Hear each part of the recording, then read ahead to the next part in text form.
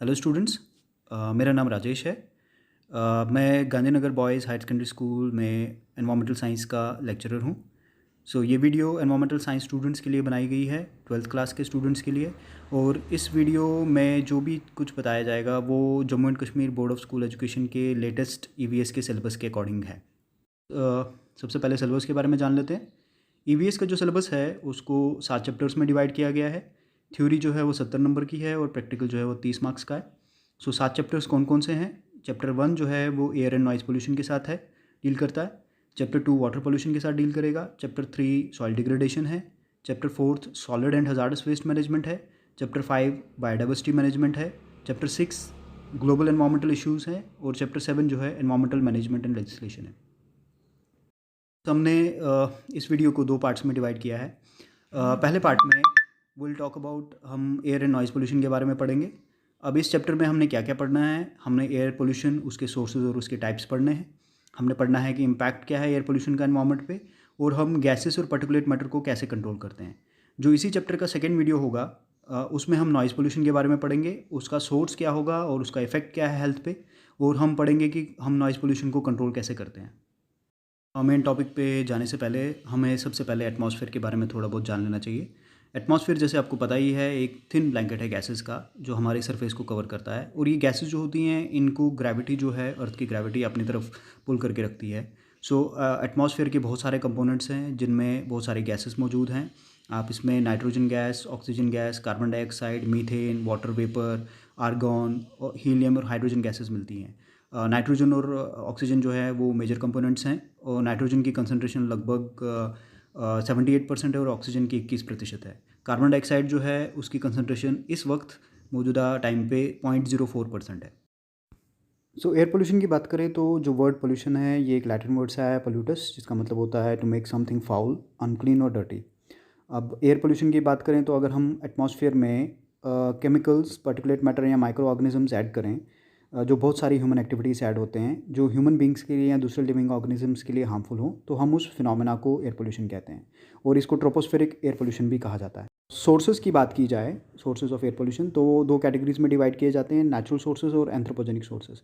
Natural sources में human intervention नहीं होती, वो वॉल्केनिक इरप्शन से आ सकते हैं, फॉरेस्ट फायर से आ सकते हैं, pollen grains, dust, viruses, bacteria, सी सॉल्ट स्प्रे और डिकेइंग वेजिटेशन नेचुरल सोर्सेज हैं। उसी तरह से एंथ्रोपोजेनिक सोर्सेज या मैन कॉज सोर्सेज जो हैं वो स्टेशनरी सोर्सेज और मोबाइल सोर्सेज पाए जाते हैं। स्टेशनरी सोर्सेज का मतलब होता है जो पोल्यूटेंट्स इंडस्ट्री से रिलीज़ किए जाते हैं, और मोबाइल सोर्सेज वो होते हैं जो गाड़ियों से रिलीज़ किए जाते हैं। स्टेशनरी सोर्सेज में पॉइंट सोर्सेज होते हैं, फ्यूजिटिव सोर्सेज होते हैं और एरिया सोर्सेज होते हैं। पॉइंट सोर्सेज होते हैं फिक्स पोल्यूशन सोर्सेज जैसे कि फैक्ट्रीज। फ्यूजिटिव सोर्सेज में एग्रीकल्चरल एक्टिविटीज़ या माइनिंग एक्टिविटीज़ से एटमॉस्फेयर में पोल्यूटेंट्स आते हैं, और एरिया सोर्सेज होते हैं ये बड़ी इंडस्ट्रीज़ या लार्ज अर्बन एरिया जो होते हैं, ये एटमॉस्फेयर में जो पोल्यूटेंट्स ऐड करेंगे ये वो वाले सोर्सेज होते हैं। अगर टाइप्स ऑफ एयर पोल्यूटेंट्स की बात की जाए तो एयर पोल्यूटेंट्स को 2 कैटेगरीज में डिवाइड किया जाता है। ब्रॉडर कैटेगरीज इसकी हैं primary pollutants and secondary pollutants. Primary pollutants वो पोल्यूटेंट्स होते हैं जो डायरेक्टली रिलीज़ किए जाते हैं एटमॉस्फेयर में, और सेकेंडरी पोल्यूटेंट्स वो होते हैं जो बनते हैं जब प्राइमरी पोल्यूटेंट्स आपस में रिएक्ट करते हैं। कुछ प्राइमरी पोल्यूटेंट्स जो हैं वो हैं carbon monoxide, nitric oxide, sulphur dioxide, nitrogen dioxide, ammonia, particulate matter और वोलेटाइल ऑर्गेनिक कंपाउंड्स। इनके सोर्सेज नेचुरल भी हो सकते हैं और मैन मेड भी हो सकते हैं। नेचुरल सोर्सेज में वॉल्केनिक इरप्शंस, फॉरेस्ट फायर्स आ सकती हैं, और जो मैन मेड सोर्सेज हैं उसमें स्टेशनरी सोर्सेज और मोबाइल सोर्सेज हो सकती हैं। सेकेंडरी एयर पोल्यूटेंट जो होते हैं वो प्राइमरी पोल्यूटेंट से बनते हैं, जिसमें सबसे सिंपलेस्ट एग्जांपल जो है वो फोटोकेमिकल स्मॉग की है। फोटोकेमिकल स्मॉग एक ऐसा फिनोमेना है जिसमें नाइट्रोजन ऑक्साइड्स और वोलेटाइल ऑर्गेनिक कंपाउंड्स आपस में रिएक्ट करते हैं और सेकेंडरी पोल्यूटेंट्स बनाते हैं, जिसमें कुछ सेकेंडरी पोल्यूटेंट्स हैं ozone, परऑक्सी acetyl nitrate, formaldehyde, acrolein, परऑक्सी benzoyl nitrate. Further अगर प्राइमरी पोल्यूटेंट्स को मैं फिर से एक बार एक्सप्लेन कर दूं, तो प्राइमरी पोल्यूटेंट जो हैं ये डायरेक्टली एमिट किए जाते हैं एटमॉस्फेयर में, और इनके सोर्सेज का हमें पता होता है। ये कुछ एग्जांपल जिसमें प्राइमरी पोल्यूटेंट्स की हैं जो क्राइटेरिया पोल्यूटेंट्स भी हैं, यानी कि वो पोल्यूटेंट्स जिनको मॉनिटर किया जाता है। इसमें ऑक्साइड्स ऑफ सल्फर हैं जो ज़्यादातर कोल बर्निंग से आते हैं, ऑक्साइड्स ऑफ नाइट्रोजन जो फॉसिल फ्यूल के बर्निंग से या पेट्रोलियम की बर्निंग से आते हैं, लेड जो कि एक पर्टिकुलेट मैटर का एक फॉर्म में आता है, कार्बन मोनोक्साइड गैस जो निकलती है जो इनकम्प्लीट कंबशन से आती है, और वोलेटाइल ऑर्गेनिक कंपाउंड्स या अनबर्न्ड हाइड्रोकार्बन्स भी इनको बोला जाता है। सेकेंडरी पोल्यूटेंट्स वो होते हैं जो प्राइमरी पोल्यूटेंट्स से बनते हैं। ये प्राइमरी पोल्यूटेंट्स आपस में रिएक्ट करते हैं और उसके बाद सेकेंडरी पोल्यूशन होता होता है। इसमें मैंने ऑलरेडी आपको बताया है कि सेकेंडरी पोल्यूटेंट्स जो होते हैं ये फोटोकेमिकल स्मॉग इसकी एक एग्जांपल है, जिसमें ऑक्साइड्स ऑफ नाइट्रोजन और वोलेटाइल ऑर्गेनिक कंपाउंड्स आपस में रिएक्ट करके स्मॉग लाइक कंडीशंस क्रिएट करती हैं, और ये इसमें काफ़ी ज़्यादा टॉक्सिक हार्मफुल गैसेस होती हैं जो ह्यूमन हेल्थ को भी इफेक्ट कर सकती हैं। सो स्टूडेंट्स, प्राइमरी और सेकेंडरी एयर पोल्यूटेंट्स के अलावा दो और कैटेगरीज़ हैं, gases and particulate matter. Gases air pollutants में कुछ एग्जांपल्स हैं oxides of sulphur, oxides of nitrogen, carbon monoxide, ozone, volatile organic compounds या हाइड्रोकार्बन्स और hydrogen sulphide. Carbon monoxide gas एक ऐसी गैस है जो इनकम्प्लीट कंबशन से बनती है। ये कलरलेस, ओडरलेस और टेस्टलेस होती है। ये हमारे ब्लड के हीमोग्लोबिन के साथ मिक्स होकर कार्बोक्सी हीमोग्लोबिन बनाती है, जो ब्लड की ऑक्सीजन कैरिंग कैपेसिटी को रिड्यूस कर देता है। उसी तरह से ऑक्साइड्स ऑफ नाइट्रोजन की वजह से एसिड रेन होती है, ऑक्साइड्स ऑफ सल्फर की वजह से भी एसिड रेन होती है। ऑक्साइड्स ऑफ सल्फर ज़्यादातर कोल बर्निंग से रिलीज़ होती है। ऑक्साइड्स ऑफ नाइट्रोजन गाड़ियों में जो हम फॉसिल फ्यूल यूज़ करते हैं उससे रिलीज़ किए जाता है, और ये oxides of nitrogen lung tissue को डैमेज करता है। उसी तरह से ओजोन जो है ये फोटोकेमिकल स्मॉग का एक इंपॉर्टेंट कंपोनेंट होता है। Photochemical smog oxides of nitrogen और वोलेटाइल ऑर्गेनिक कंपाउंड से बनते हैं, और ये ओजोन जो है ग्राउंड लेवल ओजोन इसको बोलते हैं, ये ट्रोपोस्फेरिक ओजोन होता है और ये हमारे लिए हार्मफुल होती है। कैटेगरी जो है वो पार्टिकुलेट मैटर की है। पार्टिकुलेट मैटर जो होते हैं ये एयरबॉर्न पार्टिकल्स होते हैं, ये सॉलिड भी हो सकते हैं, गैसेस भी हो सकते हैं। इनके साइज़ के बेसिस पे इनको डिफरेंट कैटेगरीज़ में डिवाइड किया गया है। इनको एरोसॉल्स भी बोला जाता है। ये सस्पेंडेड पार्टिकुलेट मैटर हो सकते हैं अगर ये हवा में काफ़ी देर तक रहें, और रेस्पिरेबल सस्पेंडेड पार्टिकुलेट मैटर हो सकते हैं अगर हम इनको इनहेल करके हमारे लंग्स तक पहुँचे। ये फाइन पार्टिकल्स होते हैं कुछ इनमें। इनका साइज़ जो है वो वेरी कर सकता है फ्रॉम 0.1 माइक्रोमीटर से लेके 100 माइक्रोमीटर। 100 माइक्रोमीटर जो है दैट इज़ रफली the size of the human hair. हमारे बालों का साइज़ जो है उसका अगर हम डायमीटर देखें तो वो 100 माइक्रोमीटर के बराबर होता है। ये उससे भी छोटे होते हैं। सो जो हार्मफुल पार्टिकुलेट मैटर होता है उनका साइज़ जो है that is less than 10 micrometre. So ये पार्टिकुलेट मैटर जो होते हैं दे कम इन डिफरेंट साइजेस। इसमें PM10 पार्टिकल जो हैं जिनका साइज़ 10 माइक्रोमीटर होता है उनको कोर्स पार्टिकल्स बोलते हैं। PM2.5 जिनका साइज़ 2.5 माइक्रोन होता है उनको फाइन पार्टिकल्स बोलते हैं, और 0.1 माइक्रोन साइज़ के पार्टिकल्स को अल्ट्रा फाइन पार्टिकल्स या PM0.1 बोलते हैं।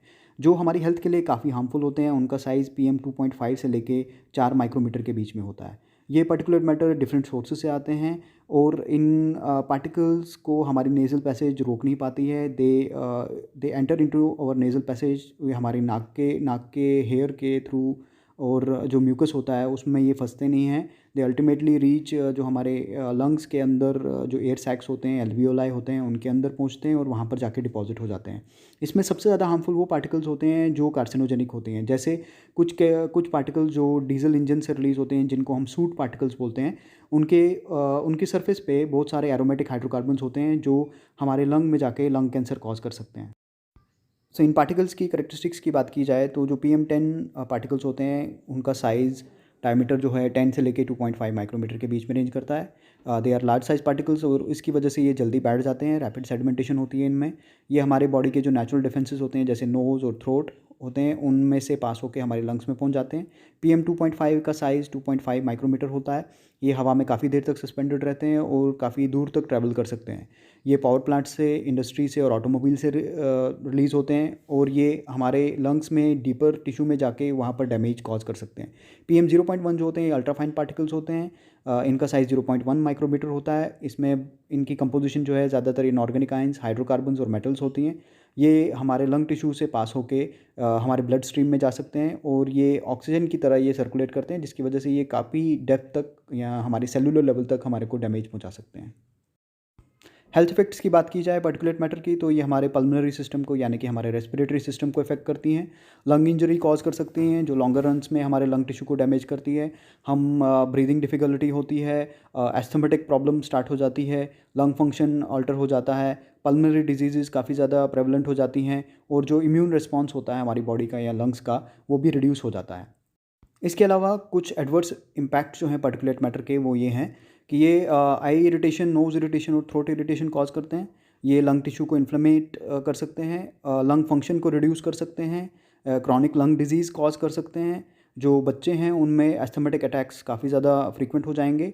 जो बच्चे हैं उनमें प्री टर्म बर्थ या लो बर्थ वेट हो सकता है, और वो लोग जो हार्ट डिजीज़ या लंग डिजीज़ से ऑलरेडी सफ़र कर रहे हैं उनमें प्री मैच्योर डेथ हो सकती है। स्टूडेंट्स, कंट्रोल मेथड्स की बात की जाए तो ये जो कंट्रोल मेथड्स इस स्लाइड में देख रहे हो आप, ये पार्टिकुलेट मैटर और गैसेस पोल्यूटेंट्स के लिए हैं जो इंडस्ट्री से रिलीज़ होते हैं। सो हमने इनको दो कैटेगरीज में डिवाइड किया है, control methods for particulate matter और control methods for gases pollutants. जो पार्टिकुलेट मैटर को कंट्रोल करने के लिए कुछ मेथड्स हैं वो हैं gravity settling chambers, cyclone separators, fabric filters या बैग हाउस फिल्टर्स भी इनको बोलते हैं, इलेक्ट्रोस्टैटिक प्रेसिपिटेटर्स और वेट स्क्रबर्स। उसी तरीके से गैसेस पोल्यूटेंट्स को कंट्रोल करने के लिए कुछ मेथड्स हैं absorption, adsorption, condensation and incineration. ये मेथड्स टिपिकली इंडस्ट्रियल पोल्यूशन को कंट्रोल करने के लिए हैं। जो पोल्यूशन गाड़ियों से रिलीज़ होता है उनको कंट्रोल करने के लिए कुछ सेपरेट मेथड्स यूज़ किए जाते हैं, वो हम यहाँ डिस्कस नहीं कर रहे हैं। सो आप लोगों को ये चीज़ समझने की ज़रूरत है कि ये मेथड्स टिपिकली और स्पेसिफिकली हम इंडस्ट्री से पोल्यूशन को कंट्रोल करने के लिए यूज़ करते हैं। हम अभी डिस्कस करेंगे पार्टिकुलेट मैटर को कंट्रोल करने के लिए कुछ मेथड्स। सो सबसे पहला मेथड जो है वो है ग्रेविटी सेटलिंग चैम्बर। सो ग्रेविटी सेटलिंग चैम्बर एक सिंपल सा एक मेथड होता है जिसमें हम ग्रेविटेशनल फोर्स का यूज़ करते हैं। इस मेथड में एक चैम्बर में पोल्यूटेड गैस स्ट्रीम जिसके अंदर पार्टिकुलेट मैटर है उसको इंसर्ट किया जाता है।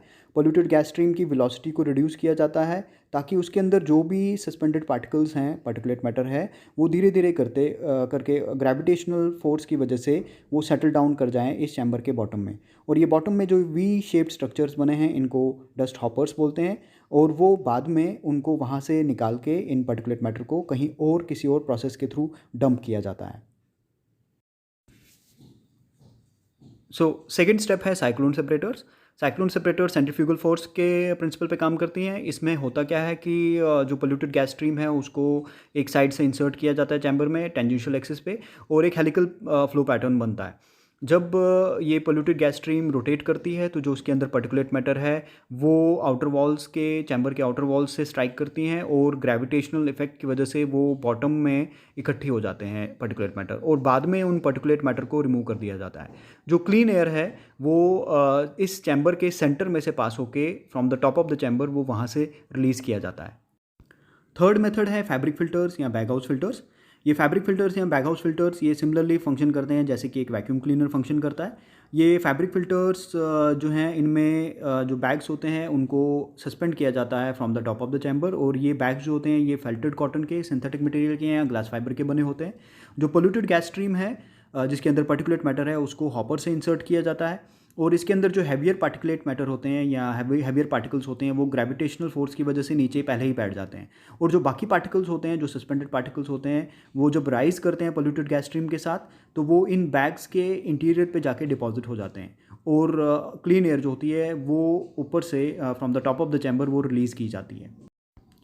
इन बैग्स को क्लीन किया जाता है शेकिंग मैकेनिज्म से या रिवर्स एयर फ्लो मेथड से, ताकि उसके अंदर डस्ट एक्यूमुलेशन ज़्यादा ना हो, क्योंकि अगर डस्ट एक्यूमुलेशन ज़्यादा होगी या पार्टिकुलेट मैटर की एक्यूमुलेशन ज़्यादा होगी तो वो उनमें उनके अंदर जो पोर्स होते हैं वो क्लॉग हो जाते हैं, ब्लॉक हो जाते हैं, जिसकी वजह से इनकी एफिशिएंसी कम हो जाती है। इसलिए इनको शेकिंग मैकेनिज्म से या रिवर्स एयर फ्लो मेथड से साफ़ किया जाता है। सो फोर्थ मेथड जो है वो इलेक्ट्रोस्टैटिक प्रेसिपिटेटर्स हैं। इलेक्ट्रोस्टैटिक प्रेसिपिटेटर्स जो होते हैं ये काफ़ी ज़्यादा एफिशिएंट मेथड है और देखा गया है कि ये लगभग 99% पार्टिकुलेट मैटर को रिमूव कर सकती हैं। तो इस मेथड में हम दो इलेक्ट्रोड्स यूज़ करते हैं, एक पॉजिटिव इलेक्ट्रोड जिसको कलेक्टिंग प्लेट्स बोलते हैं और एक नेगेटिव इलेक्ट्रोड जिनको डिस्चार्ज वायर्स बोलते हैं।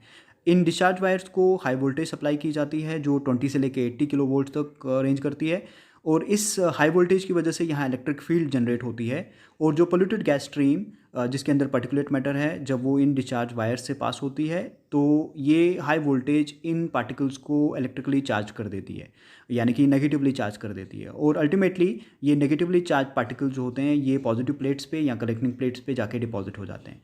जब ये प्रोसेस कंप्लीट हो जाता है तो इन कलेक्टिंग प्लेट्स को रिमूव करके उनके ऊपर डिपॉजिटेड पार्टिकुलेट मैटर को सेपरेट किया जाता है और उनको कहीं और किसी और तरीके से डंप किया जाता है। एक और मेथड जो हम स्टडी करेंगे वो हैं wet scrubbers. Now wet scrubber जो होते हैं ये सिमिलर होते हैं साइक्लोन सेपरेटर्स के, बट इनमें और साइक्लोन सेपरेटर्स में इतना सा डिफरेंस है कि यहाँ पर हम स्क्रबिंग लिक्विड यूज़ करते हैं। सो ये एक एफिशिएंट मेथड है जो पार्टिकुलेट मैटर को भी रिमूव कर सकता है और गैसेस पोल्यूटेंट्स को भी रिमूव कर सकता है। इन वेट स्क्रबर्स में हम पोल्यूटेड गैस स्ट्रीम को जब इंसर्ट करते हैं फ्रॉम द बॉटम तो उसके अंदर जो डस्ट पार्टिकल्स या पार्टिकुलेट मैटर होते हैं उनके ऊपर पानी जो है वो स्प्रे की फॉर्म में स्प्रे किया जाता है, और जिसकी वजह से जो डस्ट पार्टिकल्स हैं वो एडहियर हो जाते हैं इन वाटर ड्रॉपलेट्स के साथ और अल्टीमेटली कलेक्ट होते हैं हॉपर में, और वहाँ पर उनको बाद में रिमूव किया जा सकता है और उनको डंप किया जा सकता है। ये जो कलेक्टेड पर्टिकुलेट मैटर होते हैं अलॉन्ग विद वाटर, इनको स्लज भी बोला जाता है, और इनको सॉलिड वेस्ट डिस्पोजल में या लैंडफिलिंग में जाके डिस्पोज या डंप किया जाता है। डिफरेंट टाइप के वेट स्क्रबर्स हम यूज़ करते हैं, जिसमें कॉमन जो आजकल यूज़ किए जा रहे हैं वो स्प्रे टॉवर्स हैं, वेंचुरी स्क्रबर्स हैं और साइक्लोन स्क्रबर्स हैं। सो स्टूडेंट्स, गैसेस पोल्यूटेंट्स को कंट्रोल करने के लिए कुछ मेथड्स जो हैं वो हैं एब्जॉर्प्शन। एब्जॉर्प्शन एक सिंपल मेथड है जिसमें गैसेस पोल्यूटेंट्स को एक लिक्विड में डिसॉल्व किया जाता है। जो लिक्विड हम यूज़ करेंगे वो डिपेंड करता है कि किस टाइप का गैसेस पोल्यूटेंट हमने रिमूव करना है। नाउ इस मेथड में क्या किया जाता है, एक पोल्यूटेड गैस स्ट्रीम जो पास की जाती है एक लिक्विड से, जब वो उसके ऊपर से पास होती है तो उसमें से गैसेस मॉलिक्यूल जो होते हैं वो उस लिक्विड में जाके डिसॉल्व हो जाते हैं। हम उस लिक्विड के टेम्परेचर को और प्रेशर को मेंटेन करके रखते हैं। हम हाई प्रेशर करेंगे तो वो गैस जल्दी डिसॉल्व होगी, और उसी तरीके से टेम्परेचर फ्लक्चुएशंस की वजह से भी गैसेस की सॉल्युबिलिटी जो होती है लिक्विड में वेरी करती है। सो इसी ये सिमिलर है जैसे कि ऑक्सीजन गैस एटमॉस्फेयर में पानी में डिसॉल्व होती है by the process of diffusion. Now सबसे सिंपलेस्ट डिवाइस जो हम एब्जॉर्प्शन के लिए यूज़ करते हैं वो हम ऑलरेडी स्टडी कर चुके हैं, wet scrubbers. Now wet scrubber जो हैं ये काफ़ी ज़्यादा एफिशिएंट मेथड है, जैसे मैंने आपको पहले ही बताया कि वेट स्क्रबर्स पोल्यूटेड गैसेस को भी रिमूव करता है और पार्टिकुलेट मैटर को भी रिमूव करने में काफ़ी ज़्यादा एफिशिएंट। ना जो सेकंड मेथड है वो है एड्जॉर्प्शन। एड्जॉर्प्शन एक सरफेस फिनोमेना है, ये डिफरेंट है एब्जॉर्प्शन से। एब्जॉर्प्शन में जैसे कि गैस मॉलिक्यूल जो होता है वो किसी लिक्विड में डिसॉल्व होता है, बट एड्जॉर्प्शन में क्या होता है कि जो गैस मॉलिक्यूल है वो एक सॉलिड सरफेस पे, जैसे कि एक्टिवेटेड कार्बन है, सिलिका जेल है या एल्यूमिना है, उनके ऊपर जाके अटैच हो जाता है। जैसे कि एक मैग्नेट जो है वो किसी मेटल पीसेस को अपनी तरफ अट्रैक्ट करता है, उसी तरह से एड्जॉर्बेंट जो होते हैं वो गैस मॉलिक्यूल्स को अपनी तरफ उनको अट्रैक्ट करते हैं। उन गैस मॉलिक्यूल्स को बाद में रिमूव किया जा सकता है अगर हम उन एड्जॉर्बेंट्स को हीट करें या उनको वॉश करें। थर्ड मेथड जो गैसेस पोल्यूटेंट्स को कंट्रोल करने के लिए है वो है कंडेंसेशन। और कंडेंसेशन एक बहुत ही सिंपल फिनोमेना है जिसमें हम गैस मॉलिक्यूल्स को लिक्विड में कन्वर्ट कर देते हैं या वेपर में कन्वर्ट कर देते हैं। हम किसी भी गैस को लिक्विड में कन्वर्ट कर सकते हैं अगर हम उसका टेम्परेचर कम कर दें और उसका प्रेशर इंक्रीज़ कर दें। कंडेंसेशन जो है ये एक ऐसा मेथड है जिसको प्री ट्रीटमेंट मेथड भी बोलते हैं। इसको हम बाकी मेथड्स के स्टार्टिंग में हम यूज़ कर सकते हैं, जैसे एड्जॉर्प्शन और एब्जॉर्प्शन या इंसिनरेशन से पहले इसको यूज़ किया जा सकता है, ताकि जो पोल्यूटेड गैस स्ट्रीम है उसका वॉल्यूम कम हो जाए। सो जो कंडेंसर्स हैं ये देखा गया है कि they have a removal efficiency of more than 50%। वो 95% तक जो है पोल्यूटेड गैसेस को रिड्यूस कर सकते हैं, उसके वॉल्यूम को रिड्यूस कर सकती हैं। स्टूडेंट्स, लास्ट मेथड जो है वो है इंसिनरेशन या सिंपली कंबशन। नाउ इंसिनरेशन एक ऐसा प्रोसेस है या कंबशन एक ऐसा प्रोसेस है जिसमें पोल्यूटेड गैस को ऑक्सीजन की प्रेजेंस में जलाया जाता है, उनको बर्न किया जाता है, और इस प्रोसेस में at the end of the process जो प्रोडक्ट्स बनते हैं वो सिंपली कार्बन डाइऑक्साइड और वाटर वेपर होते हैं। डिफरेंट टाइप के इंसिनरेटर्स आजकल यूज़ किए जाते हैं जिसमें डायरेक्ट कंबशन या फ्लेयरिंग है, थर्मल इंसिनरेटर्स हैं और कैटालिटिक इंसिनरेटर्स हैं। कैटालिटिक इंसिनरेटर्स काफ़ी एफिशिएंट मेथड हैं जिसमें पोल्यूटेड गैसेस को जब बर्न किया जाता है वो डिफरेंट गैसेस को एक ही कैटालिटिक बेड में रिमूव कर सकते हैं। सो इंसिनरेशन लास्ट मेथड होता है पूरे गैसेस पोल्यूटेंट्स को कंट्रोल करने के लिए। इसके अलावा और भी बहुत सारे मेथड्स हैं जिसमें पायरोलिसिस है और गैसिफिकेशन है, हम उनको यहाँ टच नहीं कर रहे हैं, but they are also 2 types of method जिसको आप ऐड कर सकते हो अपनी नॉलेज के लिए। सो थैंक यू स्टूडेंट्स, यहाँ पर हमारा चैप्टर फर्स्ट का पार्ट 1 ख़त्म होता है। मैं सेकंड वीडियो भी अपलोड करूँगा जल्दी जिसमें हम नॉइज़ पोल्यूशन के बारे में पढ़ेंगे। अगर आपका कोई भी सजेशन या कमेंट हो तो आप काइंडली उसको कमेंट सेक्शन में लिखें। अगर आपको कोई भी डाउट हो तो आप मेरे को कमेंट सेक्शन में लिखिए, तो मैं कोशिश करूँगा कि मैं आपके डाउट्स को क्लियर कर सकूँ। Thank you very much.